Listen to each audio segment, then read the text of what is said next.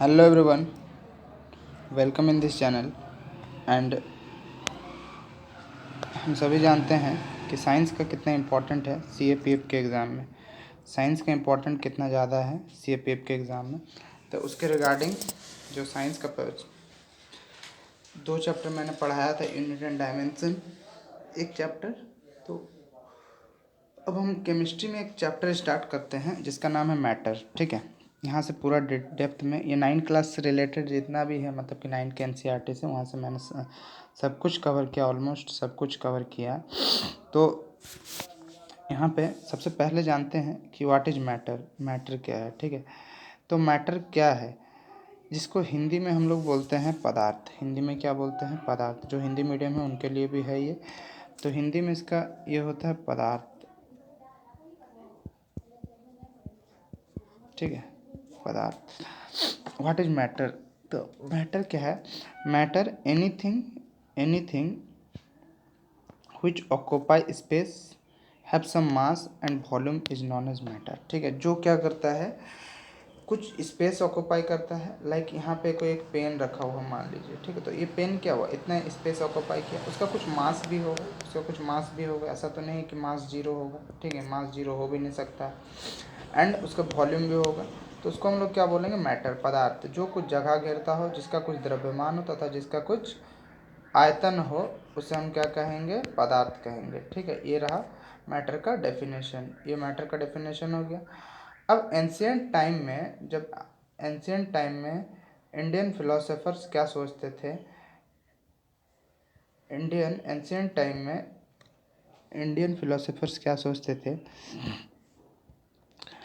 Ancient time, the Indian philosopher state that matter is made up of 5 constituents or तत्व। These are air, earth, water, fire and sky। आज से ancient time में Indian philosopher का मानना यह था कि जितने भी चीज़ है इस पृथ्वी में, इस अर्थ में जो भी चीज़ बना हुआ है वो 5 चीज़ से बना हुआ है।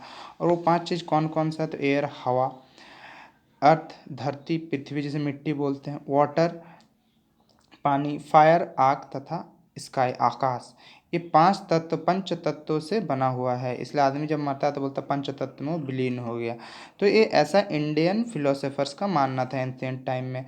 बट फर्दर जब साइंटिस्ट आए तो मैटर को पता चला कि मैटर किसे कहते हैं, इसका डेफिनेशन तो पता चला, बट मैटर किससे बना हुआ है? तो एटम से बना हुआ है। ठीक है, फिर एटम को फर्दर डिवाइड किया गया जिसमें इलेक्ट्रॉन, प्रोटॉन और न्यूट्रॉन पाया गया। तो ये रहा मैटर का जो बेसिक्स है। एग्ज़ाम में से रिलेटेड उस उतना ही जानना है, बहुत ज़्यादा जानना नहीं। और एनसीईआरटी क्लास 9 के एनसीईआरटी से ही है।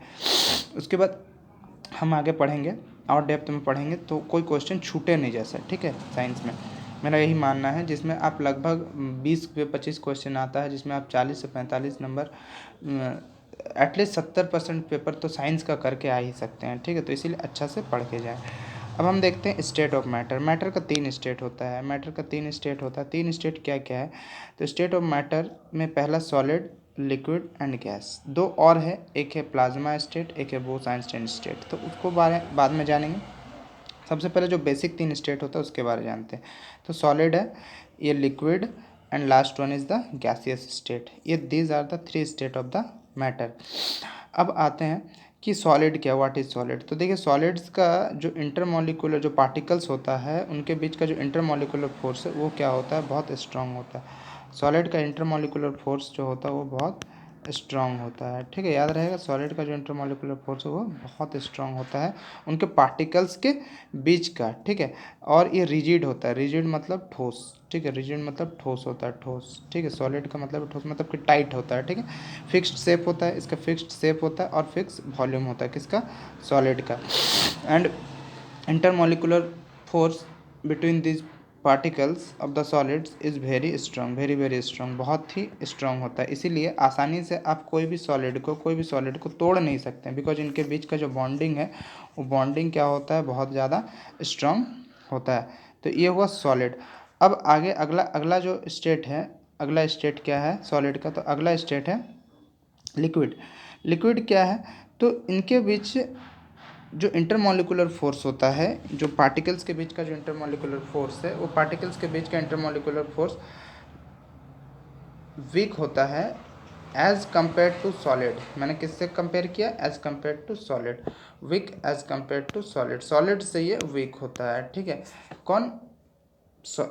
लिक्विड का जो इंटरमॉलिक्यूलर फोर्स है पार्टिकल्स के बीच का, इसका फिर ये रिजिड नहीं होता, पहला सबसे पहला ये रिजिड नहीं होता है, फिक्स शेप नहीं होता है, बट फिक्स्ड वॉल्यूम होता है, ठीक है। फिक्स शेप इसलिए नहीं होता है कि यदि पानी को आप ग्लास के शेप में डालेंगे तो ग्लास के शेप ले लेगा, ग्लास में डालेंगे, और अगर आप कोई कंटेनर में डाल रहे हैं तो कंटेनर में, अगर कोई थाली में डाल रहा है तो वो थाली का शेप ले लेगा, ठीक है। तो इसीलिए इसका कोई फिक्स शेप नहीं है। तो ये रहा, तो याद रहेगा इनके बीच का इंटरमॉलिक्यूलर फोर्स क्या होता है, बहुत नहीं, वीक होता है एज कम्पेयर टू सॉलिड, ठीक है, as compare to solid, solid से वीक होता है। अगला हम देखेंगे, अगला देखेंगे क्या, अगला है गैसियस स्टेट। तो गैसियस स्टेट क्या है? इनके बीच का जो इंटरमॉलिक्यूलर फोर्स है वो वेरी वीक, सीधा सीधी वेरी वीक, बहुत कम। इनके बीच का पार्टिकल्स का जो बीच का जो इंटरमॉलिक्यूलर फोर्स है, मॉलिक्यूल्स के बीच के जो फोर्स है वो बहुत वीक होता है, ठीक है, वो बहुत वीक होता है। तो ये हो गया आपका गैसियस स्टेट, ये हो गया गैसियस स्टेट। ये ना रिजिड होता है, ना इसका फिक्स शेप होता है, ना ये फिक्स वॉल्यूम होता है। ये रहा गैसियस स्टेट। अब आते हैं कि इनके बीच देखिए, अब क्या है कि जब सॉलिड को इनका जो इंक्रीजिंग, यहाँ से देखा जाए इधर, तो इनका इंक्रीजिंग एनर्जी जब इंक्रीज करेगा, ये इंक्रीजिंग एनर्जी के करेगा, जब एनर्जी इंक्रीज करेगा तो क्या होगा? तो ये जब सॉलिड को पे ज़्यादा एनर्जी देंगे तो वो मेल्ट होकर वो लिक्विड बनेगा, और फिर लिक्विड को जब बहुत ज़्यादा एनर्जी देंगे, हीट देंगे, तो वो वेपर में चेंज होगा, जिसको गैसियस स्टेट बोलेंगे। देन जब एनर्जी लो होगा तो वो कंडेंसेशन होगा, मतलब कि गैस का एनर्जी कम करेंगे, ठंडा करेंगे गैस को, तो वो लिक्विड में चेंज होगा, और लिक्विड को जब ठंडा करेंगे तो क्या किस में चेंज होगा? सॉलिड में। ये प्रोसीजर जब इंक्रीजिंग में सॉलिड से लिक्विड, लिक्विड से गैस बनता है, और डिक्रीजिंग में गैसियस से लिक्विड, लिक्विड से सॉलिड बनता है। ये रहा पूरा प्रोसेस, ठीक है। तो ये पूरा प्रोसेस जिसमें से सॉलिड से लिक्विड के प्रोसेस को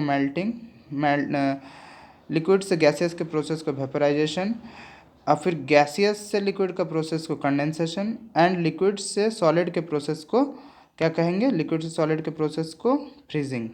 तो ये आई थिंक समझ में आ गया होगा जो 3 स्टेट ऑफ मैटर है, ठीक है। आप इसको स्क्रीनशॉट ले सकते हैं या फिर मेरा टेलीग्राम चैनल ज्वाइन कर सकते हैं, जहाँ से आपको इसका PDF फ्री में मिल जाएगा। अब आते हैं सॉलिड स्टेट ऑफ मैटर को देखते हैं। तो देखिए सॉलिड सब फिक्स शेप, सॉलिड का शेप क्या होता है? एकदम फिक्स होता है, ठीक है, पूरा फिक्स होता है। ऐसा नहीं कि आप सॉलिड को किसी कंटेनर में डाल दे तो कंटेनर का शेप ले लेगा। उसके बाद क्या है? Some solid can exchange their shape under force but regain the same when the applied force is removed. इस प्रॉपर्टी को इलास्टिसिटी बोलते हैं। इसका बोलने का क्या मतलब है? इसका बोलने का ये मतलब है कि मान लीजिए कि ये कोई रबर है, ठीक है। अब जब रबर के दोनों एंड पर हमने फोर्स लगाया, तो रबर इतना बड़ा हो गया, तो इसका शेप इतना था और शेप इतना बड़ा हो गया, चेंज हो गया, शेप में चेंज हो गया। तो जैसे यहाँ पे एक्सटर्नल फोर्स अप्लाई किया तो शेप में इस रबर के शेप में चेंजेस आ गया। अब जैसे यहाँ से हमने एक्सटर्नल फोर्स रिमूव किया, अगेन वो उसी शेप का आ गया, ठीक है, अगेन वो उसी शेप का में आ गया। और इसी प्रॉपर्टी को, सॉलिड का इसी प्रॉपर्टी को हम क्या कहते हैं? इसी प्रॉपर्टी को कहते हैं इलास्टिसिटी। इसी प्रॉपर्टी को क्या कहते हैं? इलास्टिसिटी।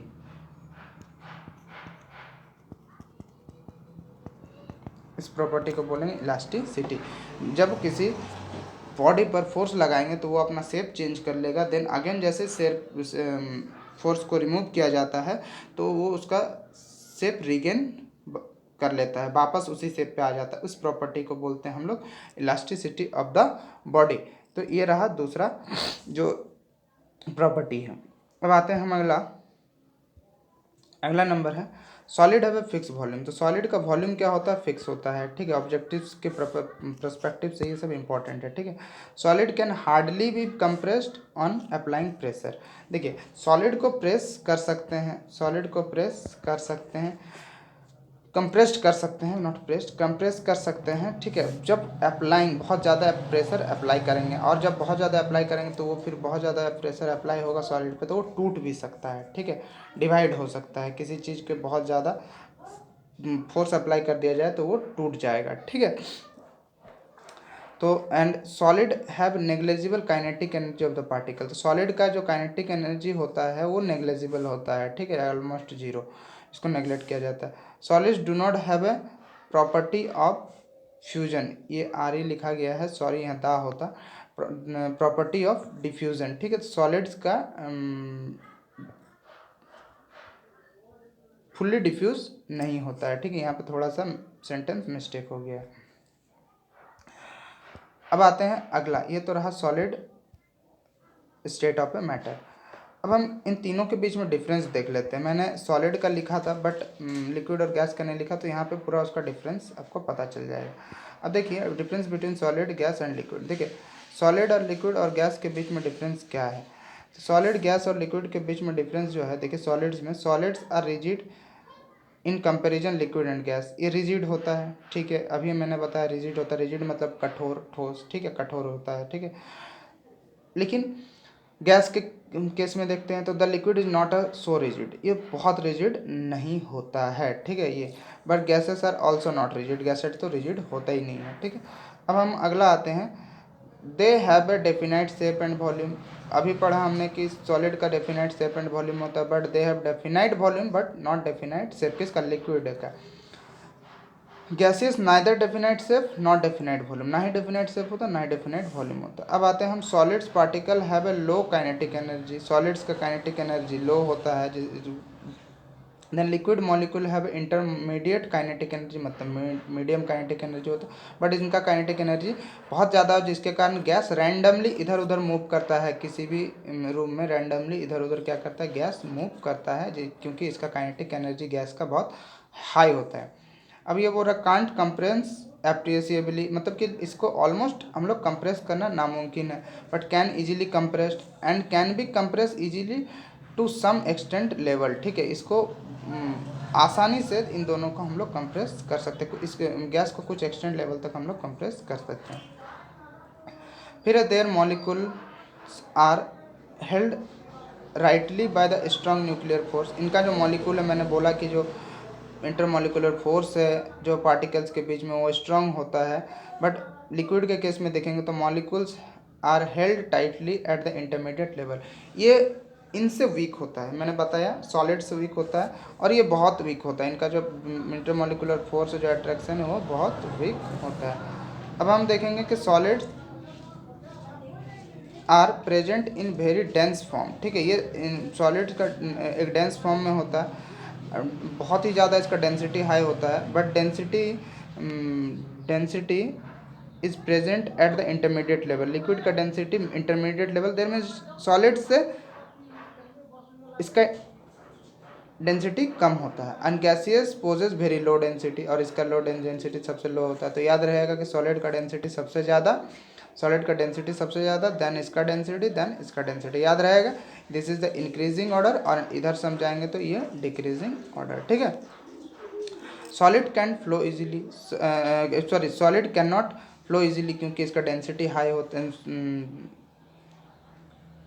डेंसिटी हाई होता है, ठीक है। एंड इसका काइनेटिक एनर्जी भी क्या होता है, लो होता है।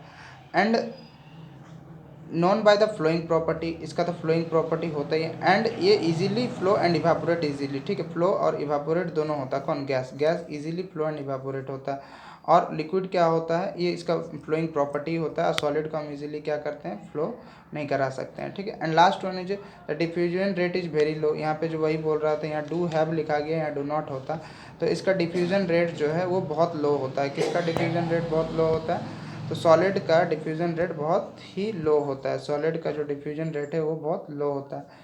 इसका डिफ्यूज़न रेट मॉडरेट होता है as compare to solid, and इसका डिफ्यूज़न रेट वेरी हाई होता है, ठीक है, अगेन डेंसिटी की तरह ही है।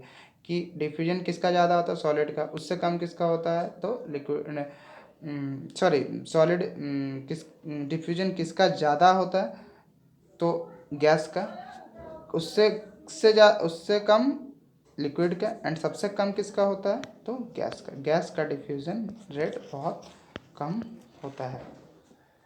आई थिंक ये समझ में आ गया होगा। तो ये बेसिक सा डिफरेंस था जो कि आपको एग्ज़ाम में हेल्प करेगा, और एकदम करेगा ही करेगा। ऐसा बहुत सारे क्वेश्चन डायरेक्ट एनसीईआरटी से ही आते हैं, बस आपको एप्लीकेशन आना चाहिए अप्लाई करने के लिए कि कैसे अप्लाई करेंगे। तो यहाँ पे आप देख लीजिए, मैंने यहाँ पे एक और फिगर बना दिया है। तो देखिए यहाँ पे क्या बोला है, occupy solid occupy space, fixed shape, fix volume, but can be compressed नहीं, ठीक है। कैन बी वेटेड, हाँ। लिक्विड को हम लोग वेट कर सकते हैं, yes. Occupy space, yes. Fix shape, नहीं। फिक्स्ड वॉल्यूम, नहीं। And can B compressed, yes, ठीक है।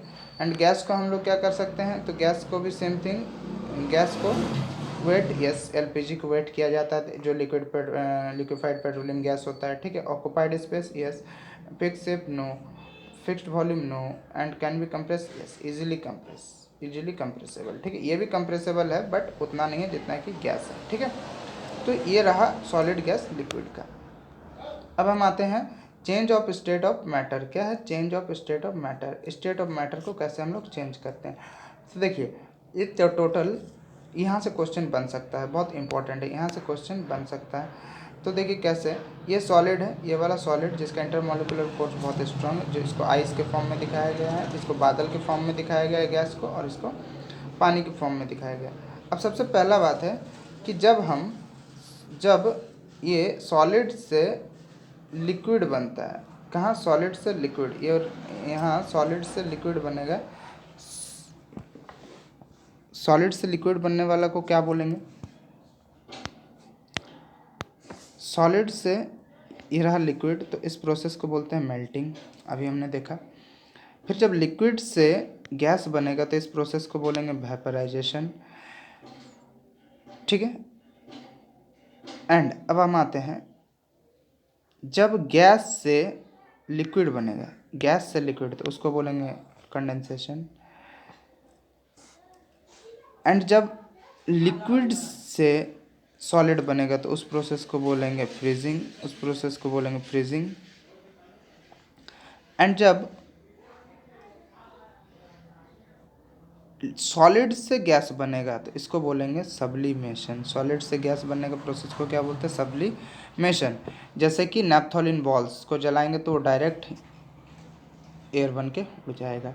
कपूर को जलाएंगे तो वो डायरेक्ट उड़ जाता है, ठीक है। अपने आरती में देखा होगा, जलाया तो वो गैस बन के उड़ गया, तो उस प्रोसेस को बोलेंगे सब्लिमेशन, सॉलिड से लिक्विड को। लेकिन जब सॉलिड से लिक्विड नहीं, सॉलिड से गैस को, ठीक है। एंड जब गैस को सॉलिड बनाया जाएगा तो उस प्रोसेस को बोलेंगे डिपोजिशन, याद रहेगा, उस प्रोसेस को बोलेंगे डिपोजिशन। तो ये वाला चार्ट अच्छा से याद कर लेना है, बहुत वेरी इंपॉर्टेंट है, change of state of matter, ठीक है। ये melting, freezing, vaporisation, condensation, sublimation, deposition, ठीक है। ये बहुत इंपॉर्टेंट है, इसमें कुछ ये फिगर नहीं बनाना है, एक जगह गैस लिखना, एक जगह लिक्विड लिखना, सॉलिड लिखना, और इस तरह का डायग्राम बना लेना है एक शॉर्ट नोट्स में, जो साइड में कहीं पे जो काम आ जाएगा आपको। अब हम आते हैं टेम्परेचर क्या है, ठीक है। What is temperature? तो टेम्परेचर क्या है, तो temperature is a physical quantity that expresses hot and cold. मतलब कि ये टेम्परेचर क्या है, जो हॉटनेस और कोल्डनेस को बताता है कि कितना गर्म है या कितना ठंडा, उसी को हम लोग बोलते हैं टेम्परेचर। जैसे आज वेदर में टेम्परेचर अगर हमको पता चलता है कि 45 है तो हमको पता चल जाता है कि हॉट है, आज बहुत ज़्यादा गर्मी। लेकिन अगर हम बोलेंगे -1 डिग्री तो आपको पता चल जाएगा कोल्ड है। तो टेम्परेचर एक फिजिकल क्वांटिटी है that expresses hot and cold, मतलब हॉटनेस एंड कोल्डनेस को एक्सप्रेस करता है, ठीक है। अब देखिए यहाँ पे कुछ इंपॉर्टेंट टेम्परेचर से रिलेटेड है। There are 3 scale in which temperature can be measured. इस टेम्परेचर को हम 3 स्केल में मेजर करते हैं, ठीक है।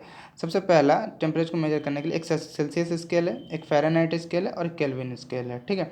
तो आपको कमेंट सेक्शन में बताना है कि नॉर्मल ह्यूमन टेम्परेचर कितना होता है सेल्सियस में, फ़ारेनहाइट में एंड केल्विन में, ठीक है। सेल्सियस डिग्री में कितना होता है, फ़ारेनहाइट में स्केल में कितना होता है, एंड केल्विन स्केल में कितना होता है। आई थिंक सेल्सियस तो सभी को पता है, इन दो को बताना है। और जो हमारा जो नॉर्मल टेम्परेचर वाला जो रहता है जो थर्मोमीटर, वो थर्मोमीटर फ़ारेनहाइट स्केल में ही होता है। जो 102 बुखार होता है, 101 बुखार होता है, वो सेल्सियस में नहीं होता, 102 डिग्री सेल्सियस नहीं होता, 102 डिग्री फ़ारेनहाइट बुखार होता है। देखिए अब थर्मोमीटर जो scale, thermometers with the Celsius scale calibrated 0 to 100 degree, जो याद रहेगा ये वाला इंपॉर्टेंट फैक्ट है तो, कि जो सेल्सियस स्केल होता है वो 0 से 100 तक रहता है। एंड थर्मोमीटर फ़ारेनहाइट स्केल 32 से लेके 212 डिग्री तक रहता है, ठीक है। फ़ारेनहाइट वाला में 32 डिग्री से 212 degree. And kelvin scale is temperature of SI scale and very common this day, temperature on scale shown by sine के, ठीक है। इनमें साइन किस तरह से दिया जाता है, के से डिनोट किया जाता है। और SI unit of the temperature अगर पूछा जाएगा तो आपको केल्विन ही बोलना है, ना कि सेल्सियस और फ़ारेनहाइट। बट मेजर जनरली हम लोग मेजर सेल्सियस या फ़ारेनहाइट में ही करते हैं। और केल्विन स्केल क्या है, ये एसआई यूनिट है, इंटरनेशनली एक्सेप्टेड है टेम्परेचर का यूनिट के लिए, ओके। अब कैसे एक दूसरे से रिलेट है, आप कैसे चेंज कर सकते हैं फ़ारेनहाइट से, अगर सेल्सियस को अगर फ़ारेनहाइट में चेंज करना है तो कैसे, तो फ़ारेनहाइट में चेंज करने के लिए 9/5 इंटू जो भी सेल्सियस आपका वैल्यू दिया रहेगा उसको बैठाना प्लस 32, इससे आपका फ़ारेनहाइट में चेंज हो जाएगा। और केल्विन में चेंज करने के लिए जो भी सेल्सियस वाला वैल्यू उसमें 273 को क्या कर देना है, ऐड कर देना। जनरली हम लोग 273 लिखते हैं, ये 273.16 नहीं लेना है, जनरली 273 केल्विन ही लिखते हैं। अगर आपको केल्विन स्केल में चेंज करना है सेल्सियस को, लाइक मैं यहाँ पे एक एग्जांपल दे दे रहा हूँ, जैसे कि यहाँ पे 25 डिग्री सेल्सियस है, ये 25 डिग्री सेल्सियस है, इसको केल्विन में जाना है। तो केल्विन में जाने के लिए हमें क्या करना है, 25 प्लस में 273, तो इसको हो गया यहाँ पे कितना हो गया, 5 3 8 7 2 9 298 केल्विन, ठीक है। ये नॉर्मल रूम टेम्परेचर है, 25 डिग्री हमारा रूम टेम्परेचर। तो ये था चेंजिंग वाला प्रोसेस, इसको भी याद करके रख लेना, हो सकता पूछ दे। अब हम यहाँ पे आते हैं तो यहाँ पे 3 स्केल के बारे में देख लेते हैं। तो the freezing point as well as the boiling point of the water in 3 scale. देखिए boiling point of water is 373 Kelvin में, और यही Kelvin is equal to 100 degree Celsius scale में एंड 212 फ़ारेनहाइट स्केल में। सेम थिंग अगर freezing point देखेंगे तो 273 0 degree Celsius के बराबर, 0 डिग्री 32 डिग्री फ़ारेनहाइट के बराबर। यहाँ पे ये सभी इक्वल है। अब आपसे पूछ दिया जाए कि आप ये बताइए कि पानी का बॉइलिंग पॉइंट केल्विन में कितना होता है, तो केल्विन में कितना होता है, 373 डिग्री केल्विन, ठीक है। 373 नॉट डिग्री, केल्विन ओनली, ठीक है। ये सेल्सियस में पता है। और अगर आपको फ़ारेनहाइट में पूछेगा तो 212। सेम थिंग अगर फ्रीजिंग पॉइंट पूछ जाए तो 0 तो सेल्सियस वाला तो नहीं है पूछेगा, क्योंकि कॉमन है। अब पूछेगा तो या तो फ़ारेनहाइट में पूछे या फिर केल्विन में पूछे, ठीक है। और चेंज करने मैंने बता दिया, इस फार्मूला को अप्लाई करके आप चेंज कर सकते हैं, ठीक है। तो ये रहा टेम्परेचर में जो थर्मोमीटर के बारे था, जो टेम्परेचर को मेजर कैसे करते हैं उसके बारे। अब हम यहाँ पे कुछ इंपॉर्टेंट फैक्ट्स देखेंगे, ठीक है, कुछ इंपॉर्टेंट फैक्ट्स देखेंगे। अब इंपॉर्टेंट फैक्ट्स क्या क्या है वो एक बार देख लेते हैं, ठीक है।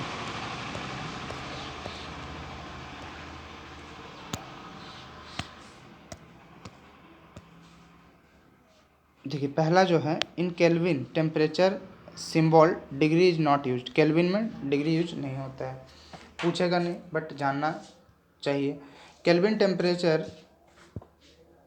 Temperature is represented by capital letter K and not by small K, इसको स्मॉल के से नहीं डिनोट किया जाता है, ठीक है। Kelvin scale is the best scale to measuring the temperature as it is no negative sign, इसका नेगेटिव साइन नहीं होता है, ठीक है। And to convert temperature on the Celsius scale to Kelvin scale, ये वाला इंपॉर्टेंट है, ठीक है। सेल्सियस से केल्विन में जाना है तो क्या करना है, हमें ऐड करना है 273 द सेल्सियस टेम्परेचर, जैसा मैंने अभी बताया। एंड अगर हमें क्या करना है, to convert temperature on the Kelvin scale to Celsius scale subtract, अगर हमको केल्विन स्केल से सेल्सियस स्केल में जाना है तो हमें केल्विन में 273 घटाना होगा। यहाँ पे मैं एक इसका एग्जांपल दे रहा हूँ। एग्जांपल में कैसे, मान लीजिए आपको 373 केल्विन दिया हुआ है, आपको डिग्री सेल्सियस में जाना है। तो जब डिग्री सेल्सियस में जाना है तो यहाँ से क्या करना है, आपको 273 को क्या करना है, सब्ट्रैक्ट कर देना है, 0 0 1, तो ये हो गया 100 डिग्री सेल्सियस। आई थिंक ये समझ में आगे ये दो जो लास्ट का 2 पॉइंट था ये इंपॉर्टेंट फैक्ट था, ठीक है। अब हम आगे आते हैं, तो ये कुछ बॉइलिंग पॉइंट है, कुछ बॉइलिंग पॉइंट है। क्लोरोफॉर्म का बॉइलिंग पॉइंट, इथाइल अल्कोहल का बॉइलिंग पॉइंट,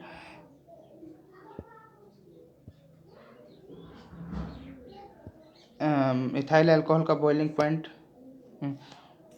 बेंजीन का, वाटर का, नाइट्रिक एसिड का, सल्फ्यूरिक एसिड का। शायद आपको यहाँ से डायरेक्ट क्वेश्चन पूछ दे, कोई ज़रूरी नहीं है, आपको पूछ भी सकता है यहाँ से डायरेक्ट क्वेश्चन कि इनका बॉइलिंग पॉइंट कितना होता है, तो स्क्रीनशॉट लेके रख सकते हैं। ये रहा इथाइल अल्कोहल का मेल्टिंग पॉइंट, ठीक है। Ethyl alcohol, ice, wax, wax important है, 336 केल्विन। सोडियम, और जो भी पूछेगा आपको केल्विन में पूछेगा, ठीक है, क्योंकि ये ऐसा यूनिट है। कॉपर का, मैग्नीशियम का, ठीक है, ये केल्विन।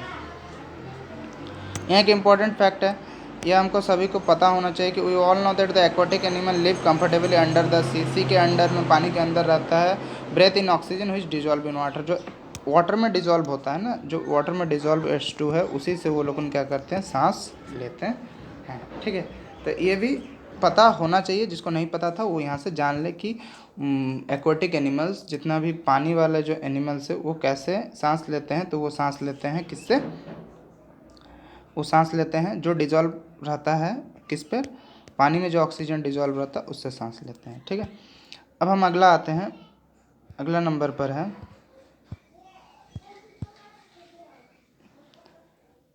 देखिए अगला है liquid are quite often called fluid. इसे फ्लूइड कहते हैं। We generally suffer from dehydration in extreme hot गर्मी के दिन में, हमें गर्मी के वेदर में, हॉट वेदर में हम डिहाइड्रेशन प्रॉब्लम से झेलते हैं, जिसमें क्या होता है, हम लोग का फ्लूइड, जो अंदर का फ्लूइड है वो एक्सेसिव लॉस हो जाता है इन द फॉर्म ऑफ स्वेट, ठीक है, पसीना के रूप में बहुत सारा निकल जाता है, जिसके कारण क्या होता है, हमें डिहाइड्रेशन का प्रॉब्लम होता है। डिहाइड्रेशन का प्रॉब्लम गर्मी के दिन ही होता है।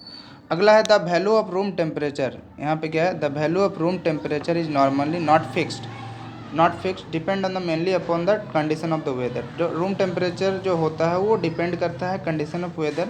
However the standard room temperature is 25 degree Kelvin और 29 डिग्री। तो ये इंपॉर्टेंट है कि जनरली रूम टेम्परेचर कितना होता है, 25 डिग्री सेल्सियस या 298 डिग्री केल्विन में। अभी मैंने कन्वर्ट किया था तो उसी में ये बता दिया था, ठीक है।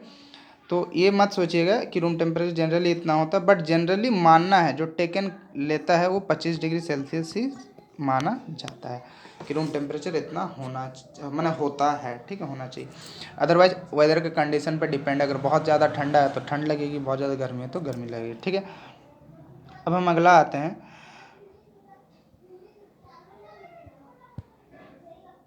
देखिए ये एक इम्पॉर्टेंट क्वेश्चन है जो कि पूछ सकता है। इम्पॉर्टेंट क्वेश्चन क्या है, यहाँ पे क्या फैक्ट है, तो सर्जेन्स quite often perform minor surgeries on the portion of the skin by the sparing ethers. It is the low boiling liquid 308 kelvin. इसका जो बॉइलिंग पॉइंट है वो मतलब कि 308 डिग्री केल्विन है। Evaporate at very fast and rate from the skin, and as a result the temperature of skin is become so low and it gets almost numb under the circumstance. A minor cut can be easily made on the skin in the order to perform of the surgery. The patient does not feel any pain because of the numbness that has been created. देखिए क्या होता है जब surgery किया जाता है, तो वहाँ पे यहाँ पूछ सकता है आपको क्वेश्चन कि जब सर्जरी किया जाता है तो कौन सा क्या स्प्रे किया जाता है, ठीक है। तो वहाँ पे ईथर स्प्रे किया जाता है। क्यों ईथर स्प्रे किया जाता है, ईथर इसलिए स्प्रे किया जाता है बिकॉज इसका बॉइलिंग पॉइंट बहुत कम होता है। कितना होता है, बहुत लो होता है, जो कि 308 डिग्री केल्विन। तो आपको पूछ सकता है क्या स्प्रे किया जा सकता है, ईथर, या आपको पूछ सकता है कि जब सर्जरी किया जाता है तो वहाँ पे ईथर का स्प्रे क्यों किया जाता है। तो वहाँ लिखना आपको ऑप्शन में रहेगा कि because low boiling point, high boiling point, low melting point. तो आपको क्या लिखना है, low boiling point. Low boiling point के कारण ये इजीली इवापोरेट होता है, तो उस जगह पूरा ठंडा हो जाता है, पूरा नम हो जाता है, और जिसके कारण वहाँ इजीली कट कर देता है, जिससे जो भी पेशेंट है उसको पेन नहीं होता है, ठीक है। ये एक इम्पॉर्टेंट क्वेश्चन है, ठीक है, ये एक इम्पॉर्टेंट क्वेश्चन है, आपको एक इम्पॉर्टेंट की तरह लेना है कि क्या स्प्रे किया जाता है। इधर किया भी जाता है तो क्यों किया जाता है, because of low boiling point. अब देखिए जो यहाँ पे एक और है solid carbon dioxide, solid carbon dioxide और ड्राई आइस, ठीक है। ड्राई आइस क्या है, एक सॉलिड कार्बन डाइऑक्साइड है, ठीक है। इसको आपको स्क्रीनशॉट लेके पढ़ लेना है क्या लिखा हुआ है, ठीक है। सॉलिड कार्बन डाइऑक्साइड मतलब ड्राई आइस। ये शायद पूछा गया था क्वेश्चन प्रीवियस ईयर पेपर में, आप चेक कर सकते हैं, ठीक है। अगला है, देखिए अब यहाँ पे एक और इम्पॉर्टेंट है जो सीडीएस के क्वेश्चन में पूछा गया था कि फायर को कौन जल्दी बुझाएगा, गर्म पानी, ठंडा पानी, ठीक है, हॉट वाटर या बॉइलिंग वाटर। ये क्वेश्चन पूछा गया था सीडीएस 2018 के पेपर में, तो हो सकता है इसमें भी पूछा जा सके।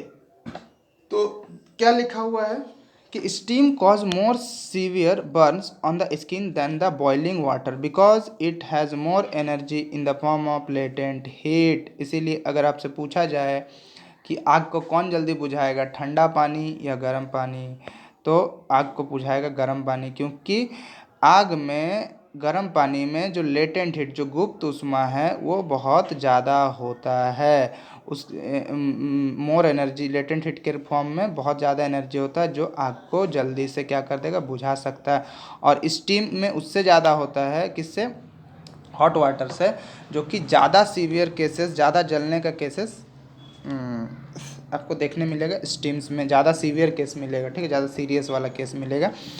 तो इन the form of latent heat